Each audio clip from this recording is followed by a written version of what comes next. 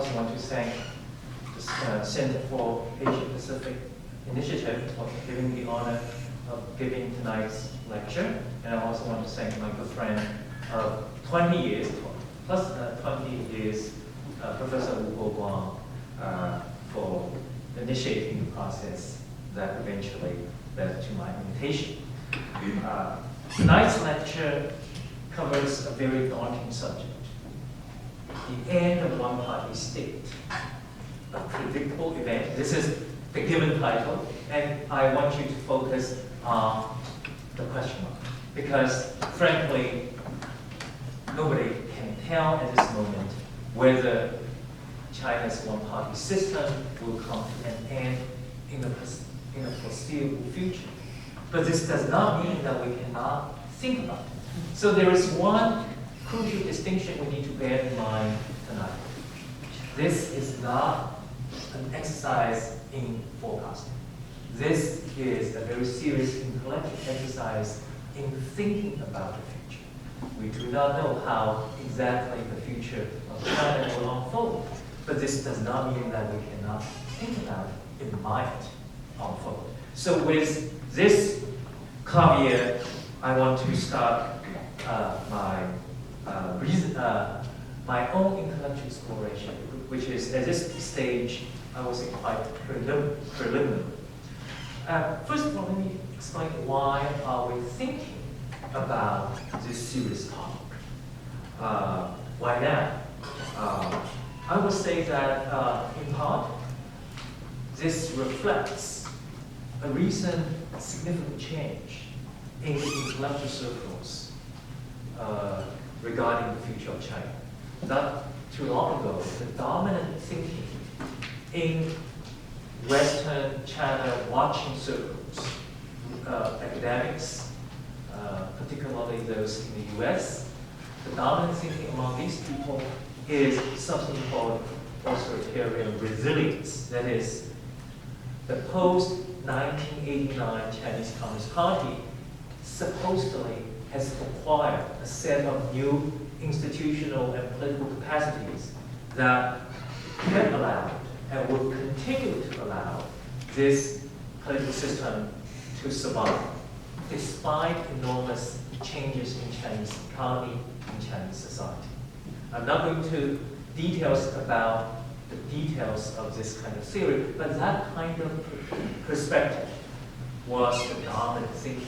However, in the last year or so, and I would say probably coinciding with the infamous Xilai affair, the perspective on China began to change. I would submit that this perspective is no longer the dominant perspective. In fact, I would say it is a minority perspective. The dominant perspective is now probably one of uncertainty. I will not say that the view which I try to advance, which is the current system probably does not have a very long, it's probably not going to survive for very long. That probably is not the dominant perspective. It's not majority perspective. Probably it's on the other side. The dominant perspective in China today regarding China is one of extreme uncertainty and worry. So that's just the intellectual background. The other reason why we're thinking about this very serious subject today is a set of recent changes in China, which I will elaborate later on. But to summarize these recent trends in China, I would say there is a sense of crisis. There is a sense of enormous uncertainty and enormous insecurity among China's ruling elites. And here I would like to mention one very significant speech, internal speech, given by China's new leader, Mr. Xi Jinping. He has said many things. But the speech he made very shortly after he came to power, I would say probably I think it was in December, that was in Guangdong province. It's a private speech to local leaders. And that was about, the speech was about the fall of the Soviet Union. It's rather strange. Why would a new leader of Chinese Communist Party, shortly after coming to power, spend his time talking about the fall of the Soviet Union? Let me just leave aside the substance of that particular speech, but the very fact that a newly installed leader of the world's largest ruling party could not get out his mind the collapse of the communist system 20 years ago. That tells us a lot about his own obsessions. I think these are the reasons for us to think about the future of the one-party system in China. And then, when we look further into this big question, that is the durability of one-party system, we have to rely on two sets of knowledge as social scientists. One set of knowledge is the accumulation of social science research on the durability of authoritarian regimes. Because in the last 40 years, the world has seen a political revolution. That is, roughly 80 plus countries have become some form of democracy in the last 40 years. And as a result, the majority of the countries, as well as the majority of the people in the world today, live in some form of democratic system. And that was fundamentally different from, say, before 1973. So in the last 40 years, social scientists have spent enormous amount of time and energy trying to understand the drivers of that political revolution. So today we can refer to that body of knowledge and try to use that knowledge to extrapolate about China's future. And the other set of knowledge is what I call comparative history. Because if we want to understand the future, probably one of the ways of doing so is to look at the past.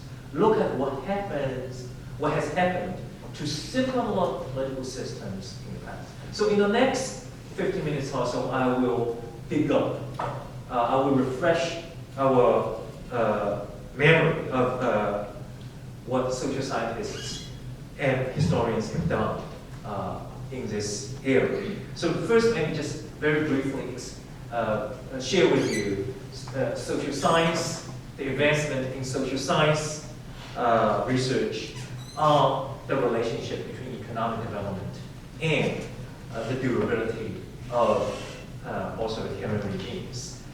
Many things have been said on this subject, but one relationship remains striking.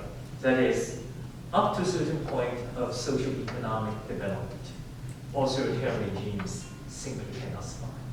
This is the so-called modernization theory. But when you have to break down the numbers, essentially, the relationship is this.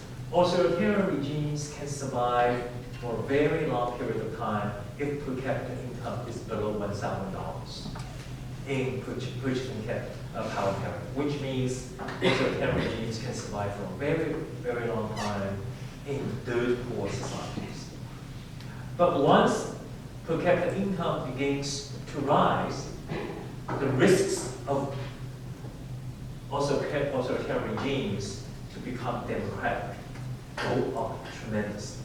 I think that kind of risk becomes very significant when income goes above 1,000 but remains below 4,000.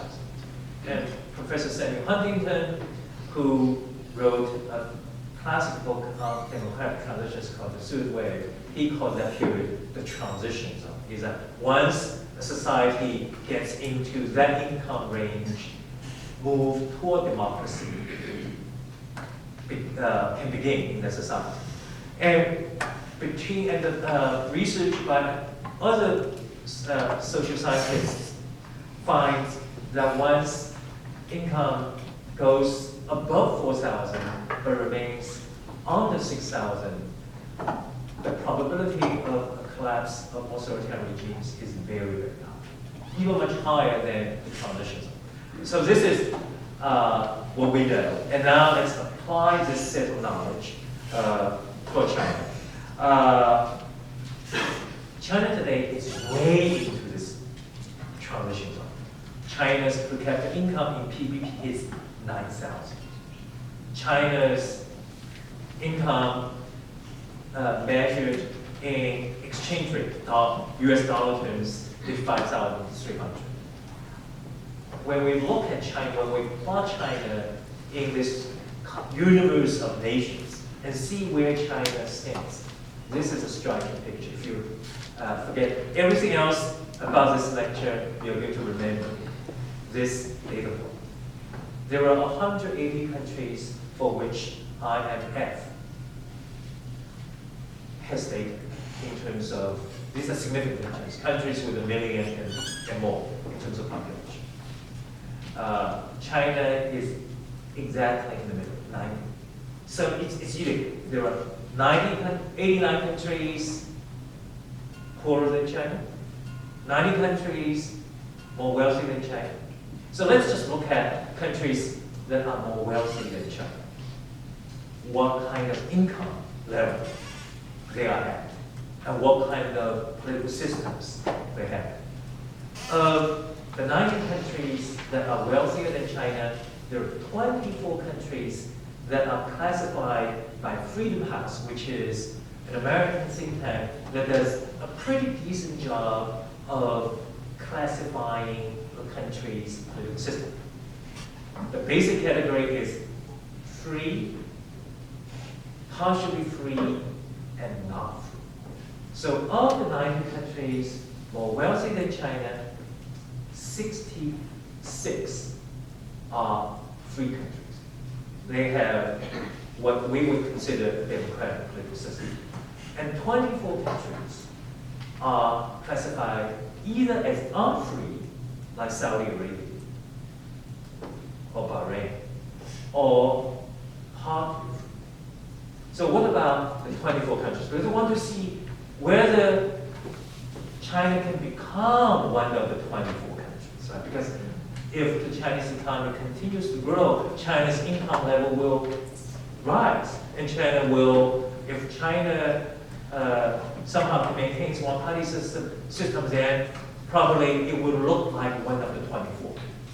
Unfortunately, of the 24 countries, 20 of them are petro states, oil states. None of them is Canada, so you don't have to worry.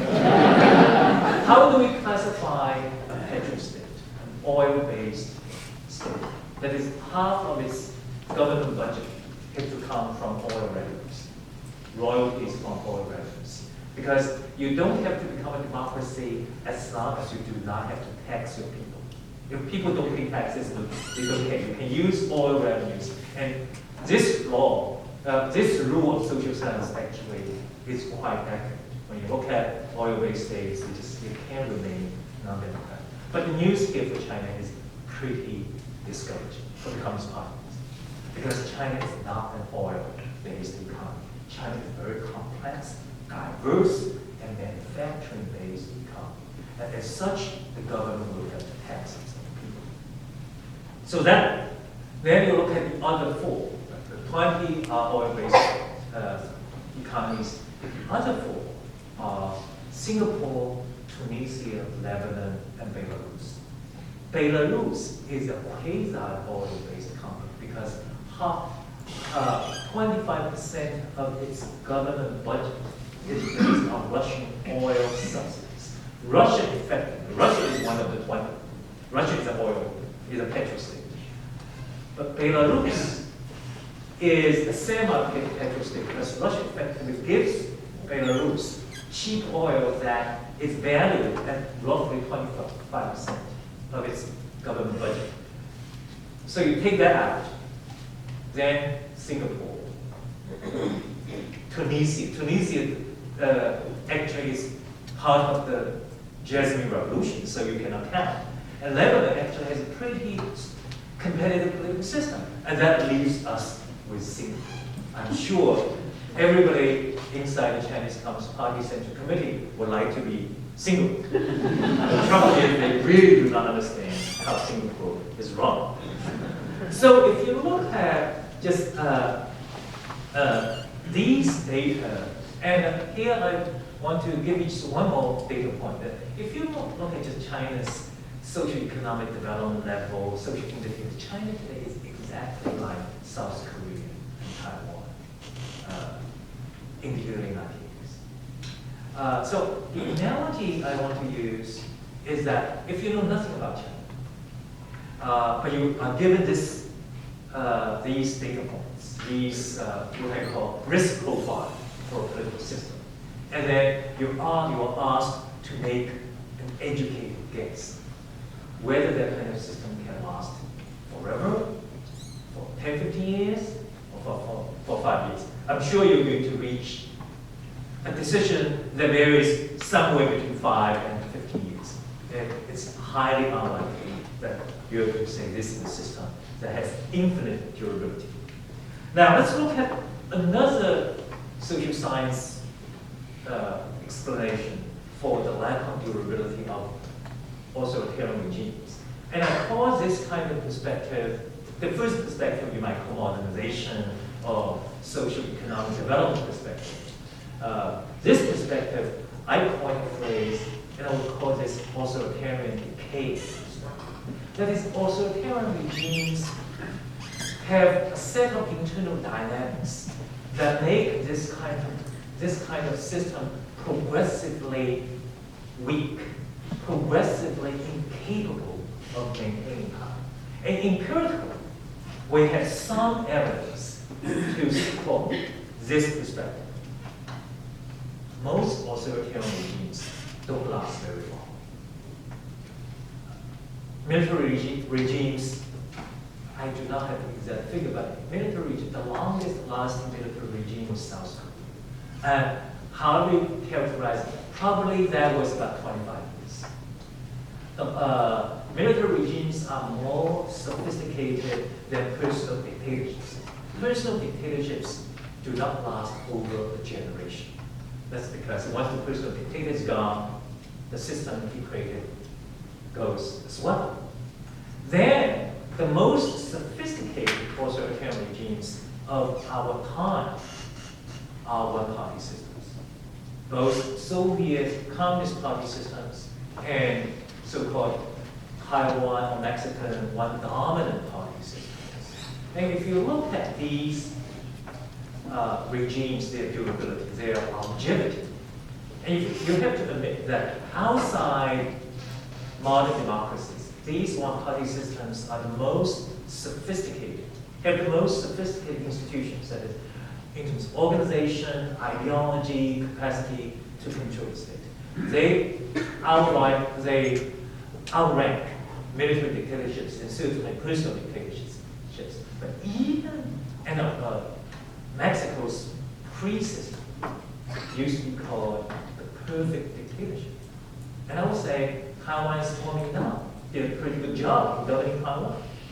But even for these systems, if you look at Soviet Union and Taiwan and Mexico, they appear to be an upper limit to their longevity. The magic number is 7. The Soviet Union, depending on how you count. If you're generous, it's 74 years. If you're less generous, it's 69. So it's in that range. Mexico, 71 years. Taiwan, again, depends on how you count. If you're very generous and include the Kuomintang's rule in China, it's about 73 years.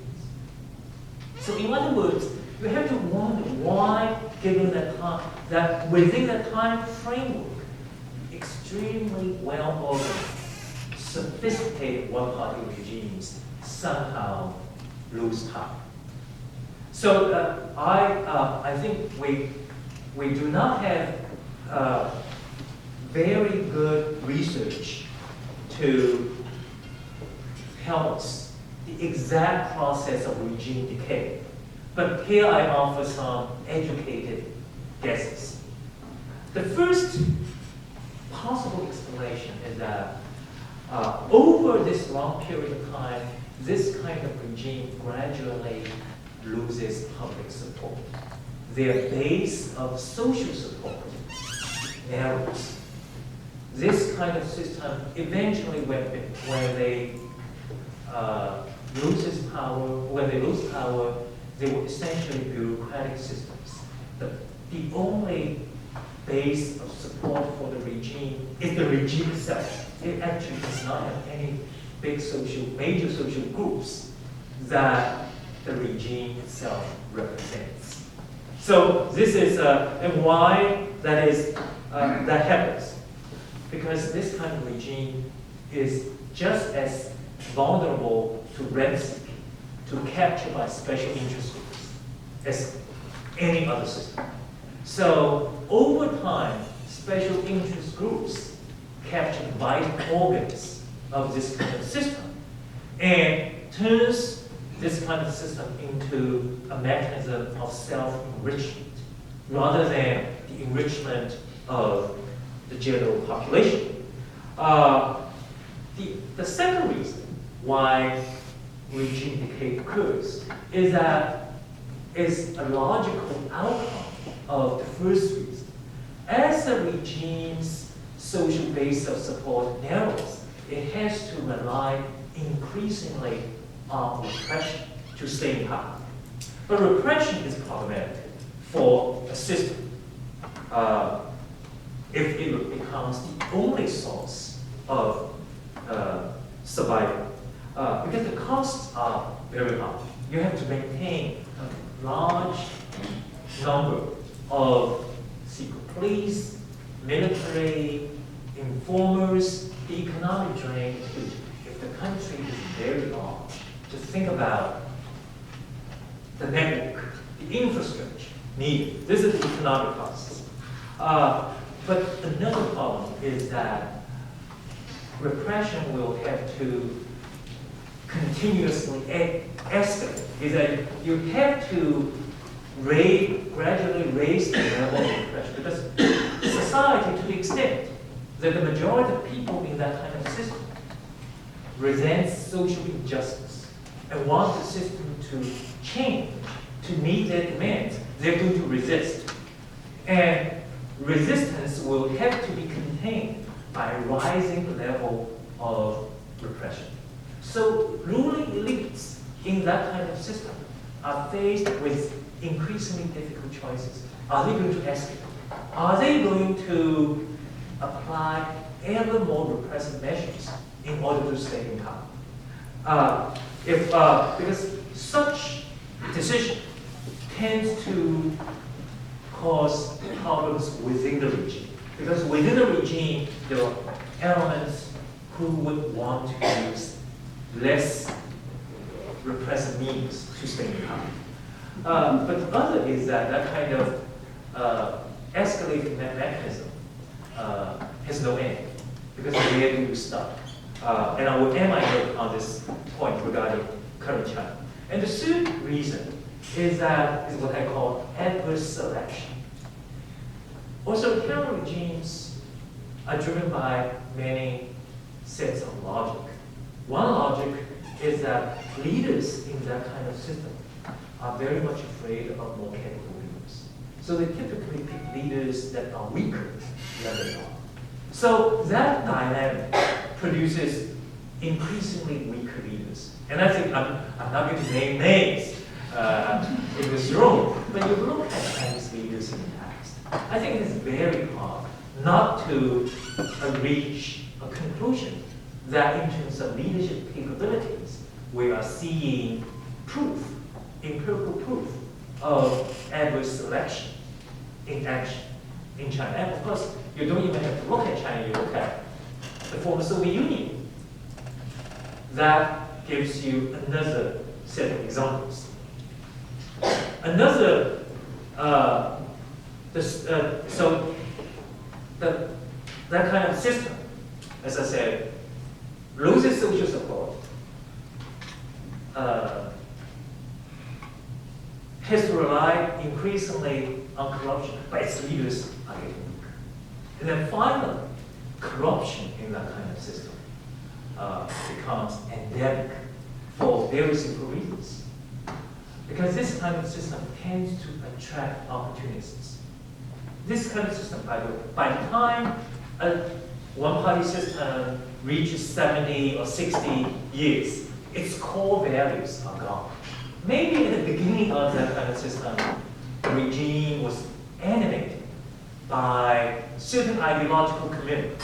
However misguided those ideological values are, these members actually believe in communism, nationalism, for example. But when this system becomes 60 years old or above, it attracts people who have absolutely no belief in that kind of values. The core values are gone. Then you ask, why would anybody in his right mind join that kind of system? The answer is very simple. Because the system can provide economic benefits these individuals cannot get from a competitive market. So these are rank-seekers opportunists. And of course, because of very clever political investors, they invest in that kind of system. And as investors do, they want to take more out of the system. They want to make sure that their personal investment generates a positive return.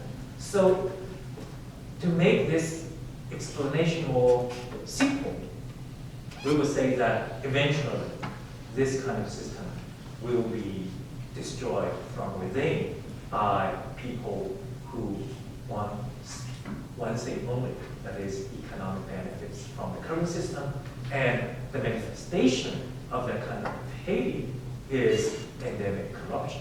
And I think in China today, we have many examples.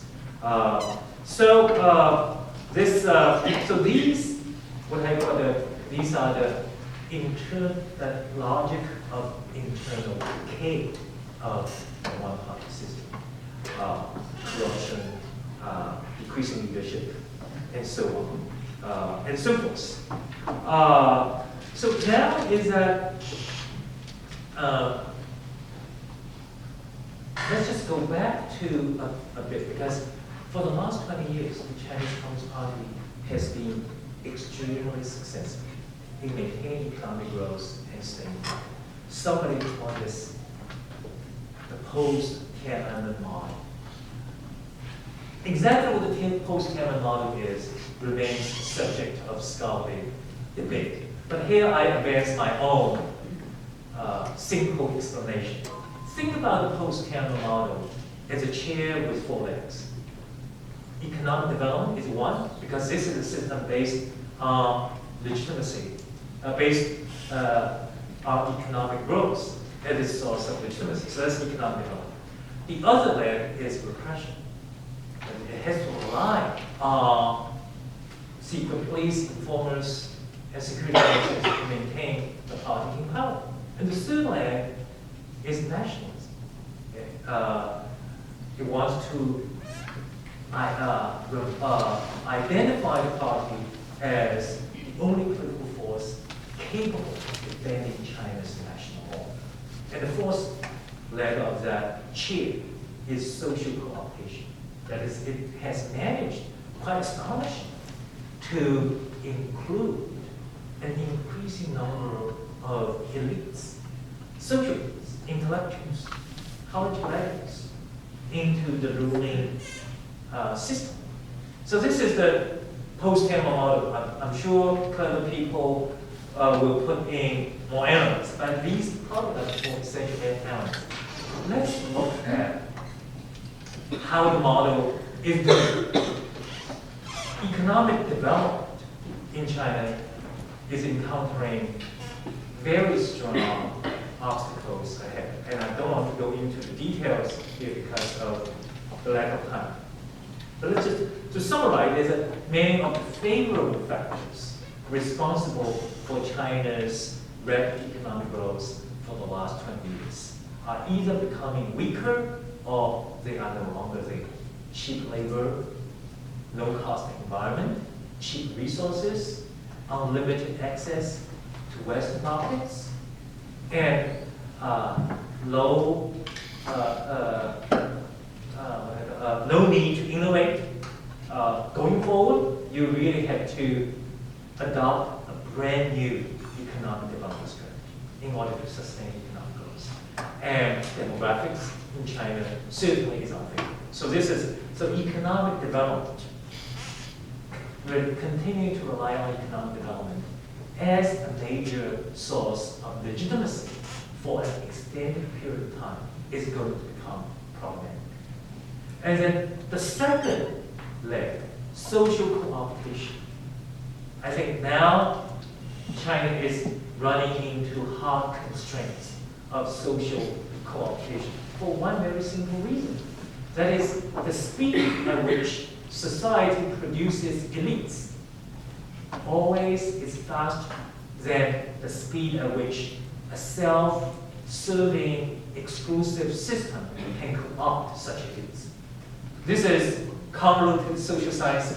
Let me give you two numbers and you know what I mean. Every year, Chinese colleges produce 7 million college graduates. Every year, the Communist Party admits 1 million from this group into the Communist Party, which is a lot. I have to say this is much better than what it used to be. But then the question is, what happens to the other 6 million people?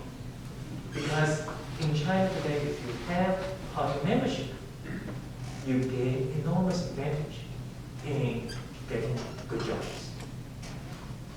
And that, by definition, will make the other 6 million people highly educated, ambitious, probably very clever, feel enormously frustrated because they look at their classmates and they think they're better than they are. And the difference between being a worker for a big stable company, very comfortable, very secure, and highly paid job, and they have to struggle for a living, is that the other person has a party membership. And I think today you already see this in China. The term Pindian is a contest, a duel of fathers. If you want to find a good job, it all depends on father's connections. And that reflects restrictions on social mobility. So if you look at this number, you have to wonder about the sustainability of this policy of social competition. Because more and more people will be frustrated, will feel that they're not part of the system. And the numbers are very large. We're not talking about hundreds of thousands, 6 million a year, 10 years down the road.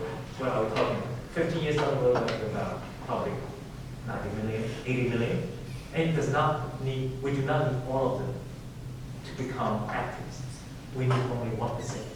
And that is a pretty safe guess, right?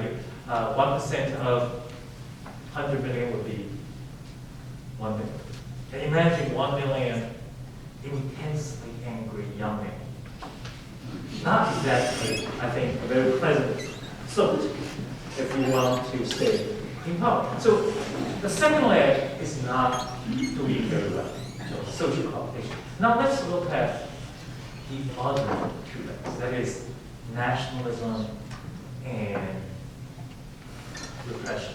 I would have to say that that's where the current system still has a lot of strength. Because repression is something that this system is extremely capable of.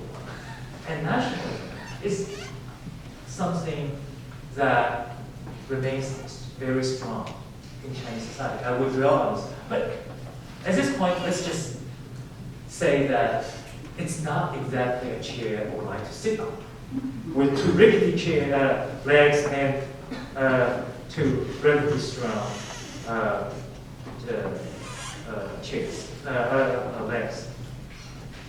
So let us just return to recent trends, because at the beginning I said that what motivates people like us to think about China is not only social science research, but what is going on in China. I have already mentioned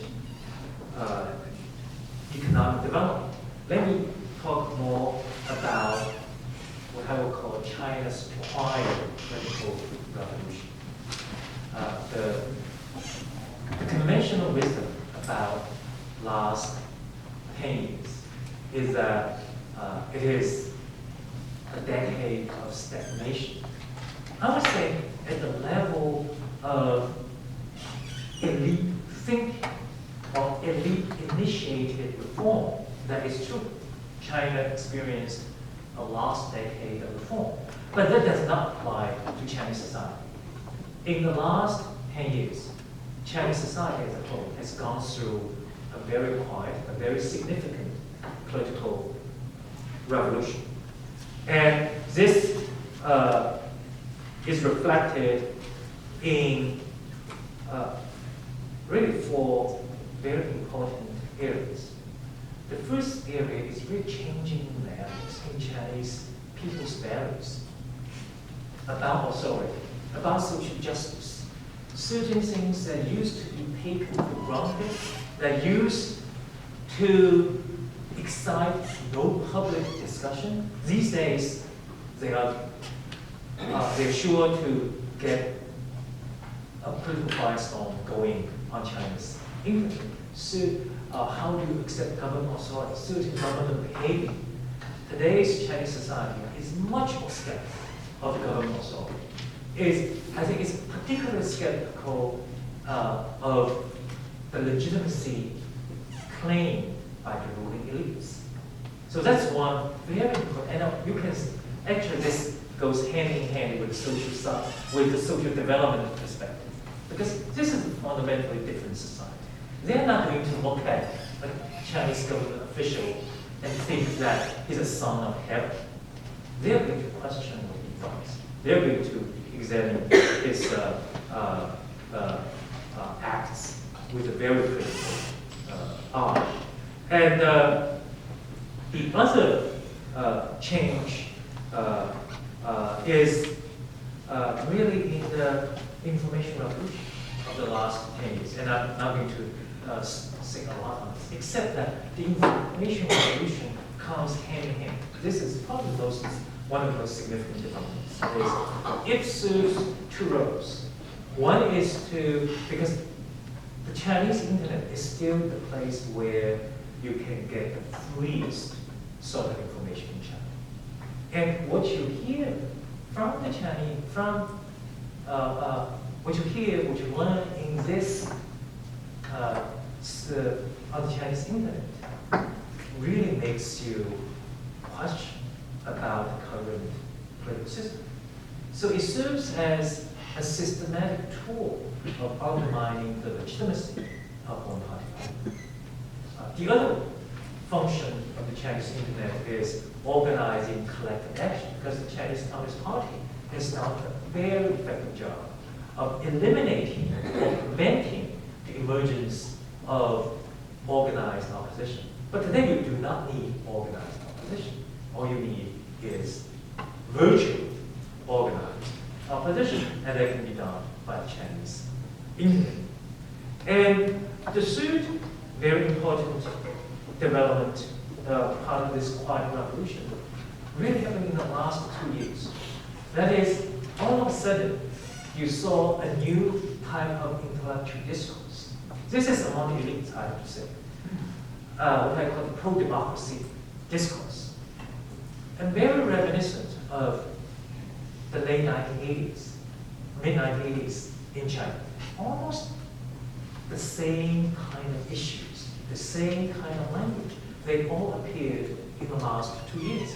Very, very interesting development. And I would say that this kind of discourse reflects overall Chinese, I think, elite thinking, and particularly reflects what I would call a loss of confidence among the ruling elites themselves. As I said, why would Chinese leader talk about the Soviet Union? Because among the Chinese ruling elites, there is this crisis of confidence. How do we know about this?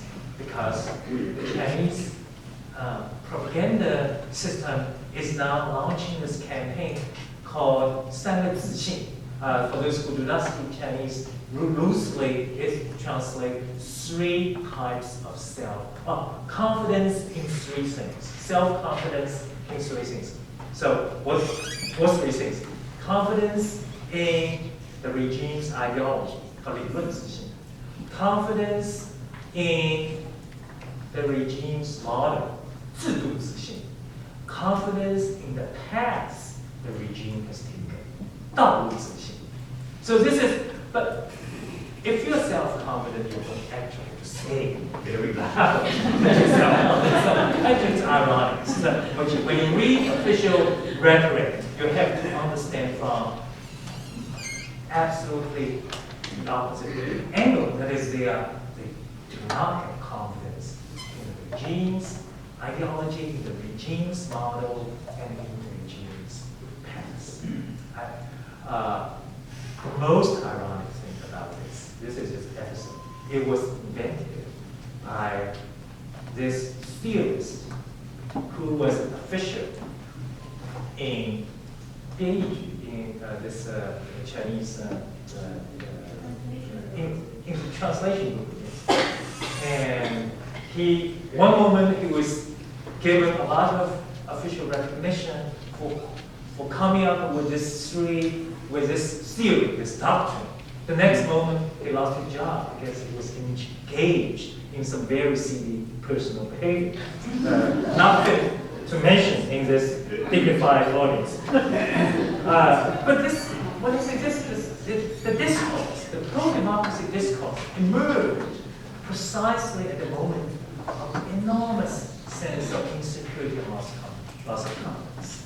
And the last one, which is the last element of this quiet political revolution, was really loss of government credibility. Because today, the Chinese people, ordinary Chinese people, simply do not believe in what their government officials say. This was not true. The Chinese people always had some skepticism about what their government says. But in the last few years and today, this has truly become a huge crisis. And I can hypothesize why that has occurred. Because issue after issue that is deeply connected with ordinary people's daily lives, the government just cannot help having that is things like food safety, things like public safety, things like the environment. The Chinese people are not hearing truth from the government. And so as a result, they stop believing in their government. I have a very good friend who was one of China's best journalists, and I met this person a year ago. And that person, I do not say it's he or she. I definitely said, this is the real crisis. People no longer believe in government. And I think that person really got it right. So we now have this set of challenges for China's leadership. They may be weak leaders, but they're not dumb people. They know what history is about. Probably they read something about social science. And of course, they see documents coming across their desks that tell them in various ways, trends in China, challenges to popular rule in Chinese society, and difficulties of changing the Chinese economy. So they have to come up with a set of solutions because they want to maintain the current system. So what is the strategy of this leadership in trying to maintain one-party rule in China? Judging by its recent rhetoric and action, we will say that this kind of this leadership is not prepared to leave, to exit power, to withdraw from power peacefully or gracefully. They want to maintain the current system. And they want to, essentially, they want to rely on two things. They want to rely on continue to rely on repression. I think this we can see from the recent crackdown on social media in China. The other, they want to revive economic reform. We'll talk about this during Q&A because we are running out of time. But I would say that this remains to be seen whether this strategy will succeed. So if we stop here and then think a step further, because in the last 45 minutes or so, I've outlined a set of reasons which seem to suggest that a set of factors or many trends in China are converging toward a critical point. And that point will lead to a fundamental decision that will be taken by the Chinese government regarding China's political future. So now, what has happened to other political systems that face the same choice? The Chinese leadership will not be the first in history to make that choice. It's a very difficult choice. Other systems have made it. So based on, again, the last 40 years of democratic transition, what is going to be China's future? There are three paths ahead for China. One path is what I call reform from above. That is a set of reforms taken by the leadership that is aware of these challenges and that wants to achieve a political soft landing, that is a peaceful transition of power from one-party rule or authoritarian rule to some form of democracy. This has happened in Mexico, Taiwan, Brazil, Spain, and it's now ongoing in Burma. So the other path, the second path, is reform becoming revolution. This scenario, this path happens when the ruling elites begin to reform at a time that it's too late to change the direction of society. And reform only unleashes revolution. This is what I call the Tocqueville scenario. Because if you may not know, many of you in this room may not know that a very popular book, which is a very unusual choice for Chinese leaders these days, is Alex de Tocqueville's The Ancien Regime and the French Revolution.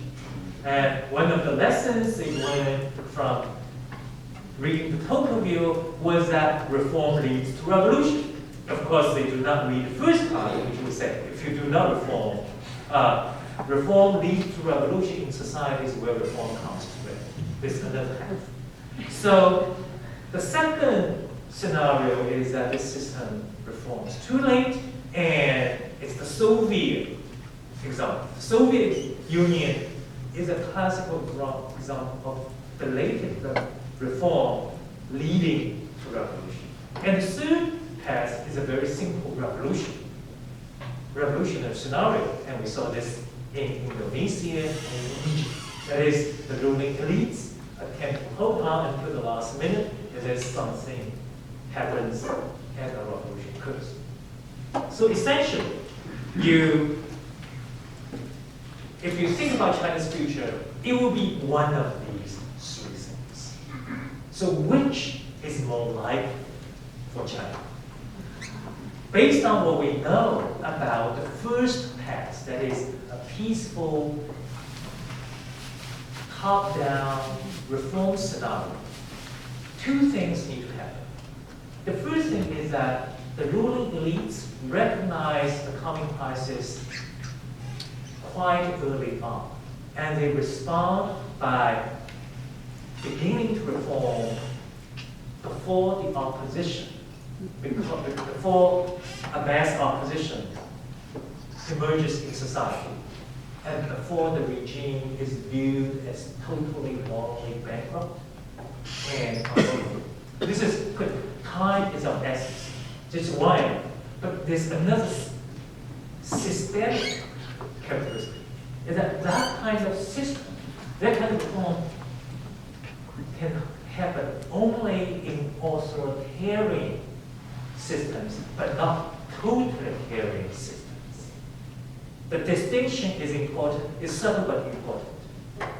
If you look at Mexico and Taiwan, even under one-party rule, there were pockets of political independence, autonomy, and social autonomy.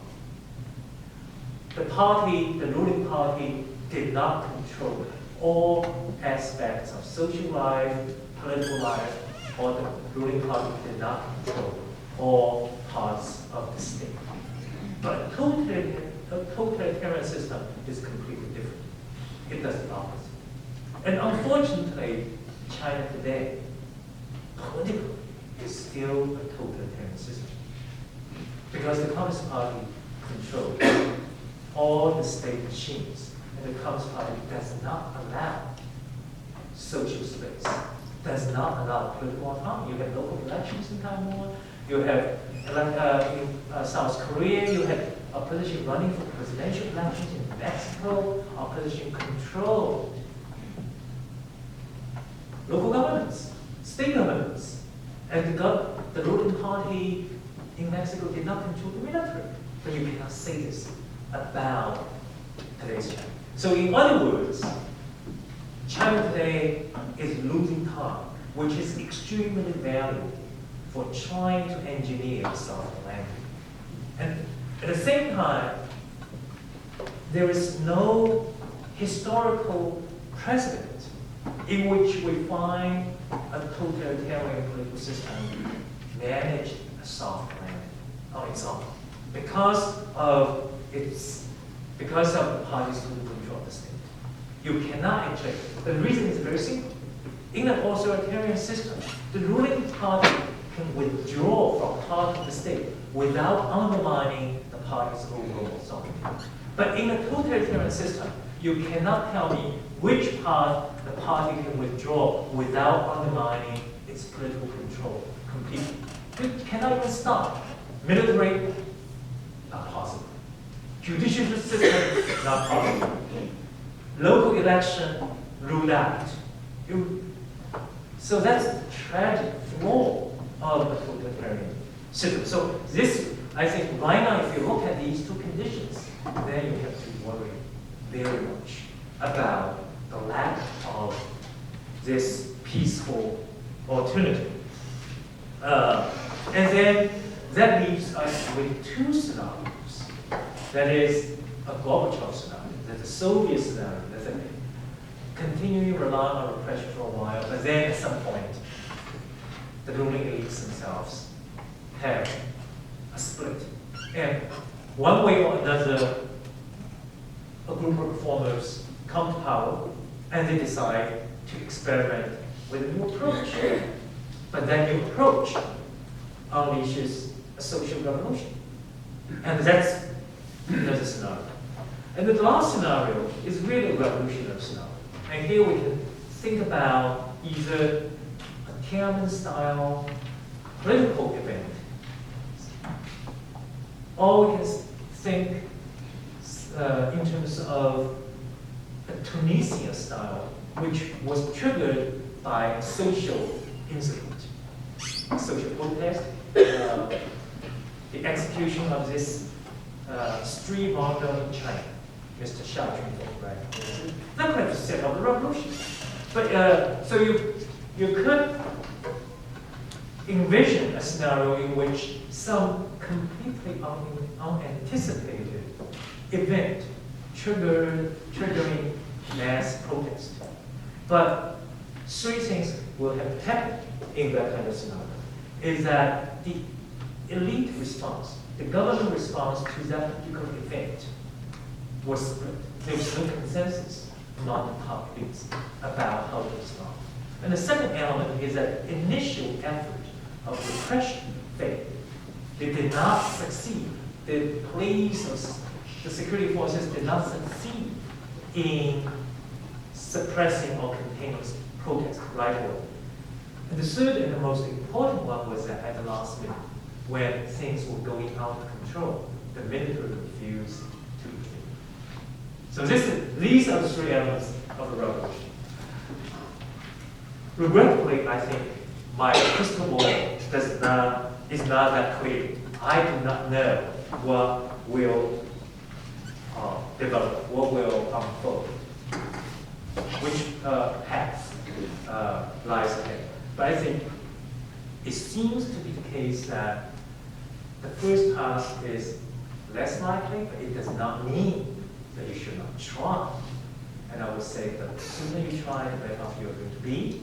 So choices made by Chinese leaders in the next 5 years will be crucial in determining which one of the paths will be the most likely. And that leaves us with two questions. One is that what happens if China does become a democracy? Are we going to have blue skies? Are we going to have happy nation? Unfortunately, history does not give us that kind of optimism. Just based on previous cases of transition. If the transition is the result of a managed transition, then I think the outcome is a much more happy outcome. But to the extent that the transition is the result of a runaway revolution, a runaway reform scenario, or a revolutionary scenario, then very likely you see three characteristics of the new democracy. One is that you have typically a decade of chaos. Typically, just turmoil, economic stagnation. And another characteristic is that in multi-ethnic societies, you have very high level of ethnic conflict. Secessionist movement, all permanently has the problem. And the third is that even the democracy that has emerged is not necessarily a Canadian style, Canadian quality democracy. It's what we call low quality democracy, the Philippine type, Indonesian type. But here is what I was saying. On balance, that kind of system is still a better system than the previous authoritarian regime. Just you look at all indications of government performance. And the second thing I want to say is that you should not blame the outcome, this kind of outcome of democracy itself. Because if you look at Chinese official media, they're blaming Egypt, what's happening in Egypt on democracy, on the Arab Spring. This is ridiculous. Because what is making Egypt what it is like today is not the overthrow of the dictatorship, but the dictatorship itself. Because when the dictatorship was in power, the dictatorship systematically undermined civil society, undermined private-owned economy, systematically engaged in looting. And that's why that kind of system, when you move from Mubarak, you're not going to become Sweden overnight. It's just impossible. So that's why I would say, but by and large, let's just look at former Soviet. Look at Indonesia. These two cases, we would not say are among the exemplary cases of democratic transition. Ask a simple question. Will a Russian today, an average Russian today, if he or she has completely free choice, will he or she want to go back to Brezhnev's USSR? I don't think so. What about an average Indonesian? So in other words, the net improvement is it. So for the current Chinese leaders, I think they are embarked on a bold and unprecedented experimentation. I would say it's a challenge of our times. They want to show that all our history, all our knowledge about past history, all social science research,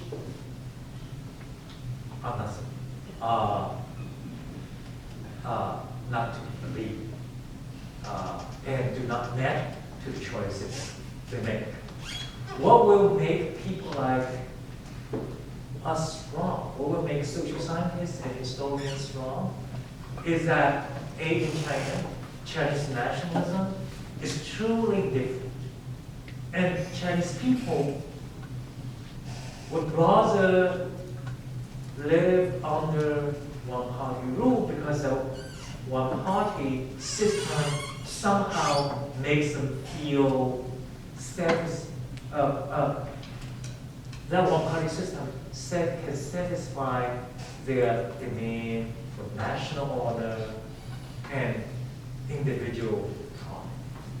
This is just, and here I think the debate is quite open.